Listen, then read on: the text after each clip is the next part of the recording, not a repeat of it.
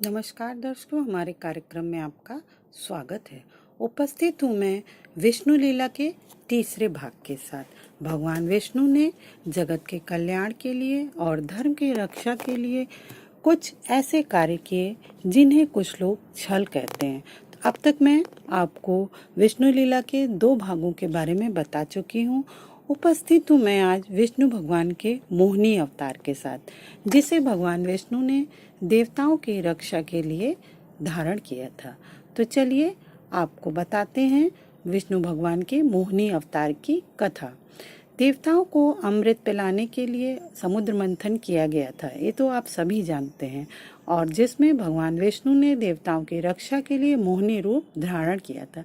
तो चलिए जानते हैं किस प्रकार देवताओं ने अमृत के लिए समुद्र मंथन किया। एक दिन ऐरावत पर भ्रमण करते हुए इंद्र से मार्ग में महर्षि दुर्वासा मिले। इन्होंने इंद्र पर प्रसन्न होकर उन्हें अपने गले की पुष्पमाला को ऐरावत के मस्तक पर डाल दिया और ऐरावत ने अपनी सूंड से नीचे डालकर पैरों से कुचल दिया। अपने प्रसाद का अपमान देखकर महर्षि दुर्वासा ने इंद्र को श्री भ्रष्ट होने का श्राप दे दिया। महर्षि के श्राप से श्रीहीन इंद्र दैत्यराज बलि से पराजित हो गए। दैत्यराज बलि का तीनों लोकों पर अधिकार हो गया। हार कर देवता ब्रह्मा जी को साथ लेकर भगवान विष्णु की शरण में गए और इस घोर विपत्ति से मुक्ति दिलाने की प्रार्थना करने लगे।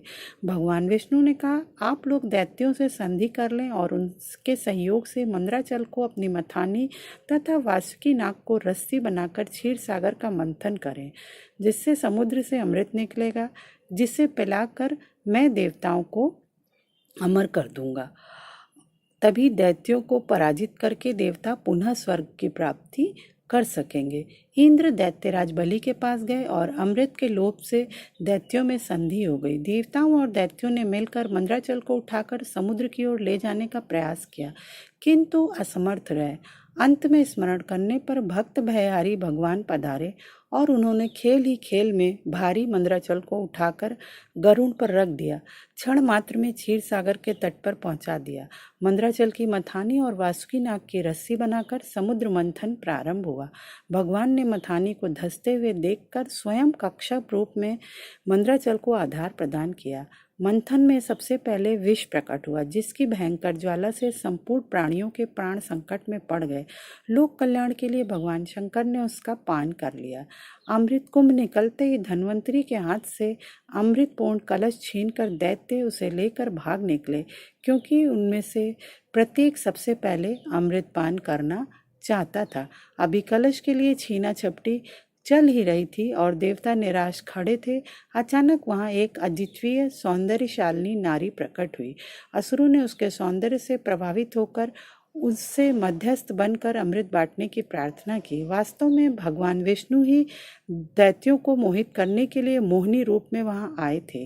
मोहिनीधारी भगवान विष्णु ने कहा, मैं विभाजन का कार्य करूं, चाहे वह उचित हो या अनुचित, तुम लोग बीच में बाधा उपस्थित न करने का वचन दो, तभी मैं इस कार्य को करूंगी। सभी ने इस शर्त को स्वीकार किया और देवता और दैत्य अलग अलग पंक्तियों में बैठ गए।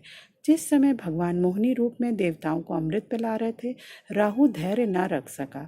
वह देवताओं का रूप धारण कर सूर्य चंद्रमा के बीच बैठ गया। जैसे ही उसे अमृत का एक घूंट मिला, सूर्य और चंद्रमा ने संकेत किया। भगवान मोहिनी रूप त्याग कर चक्रधारी विष्णु हो गए और उन्होंने चक्र से राहु का सिर काट डाला। असुरों ने भी अपना शस्त्र उठाया और देवासुर संग्राम प्रारंभ हो गया। अमृत के प्रभाव से भगवान की कृपा से देवताओं की विजय हुई और उन्हें अपना स्वर्ग वापस मिल गया। तो श्रोताओं, ये थी भगवान विष्णु के मोहिनी अवतार की कथा।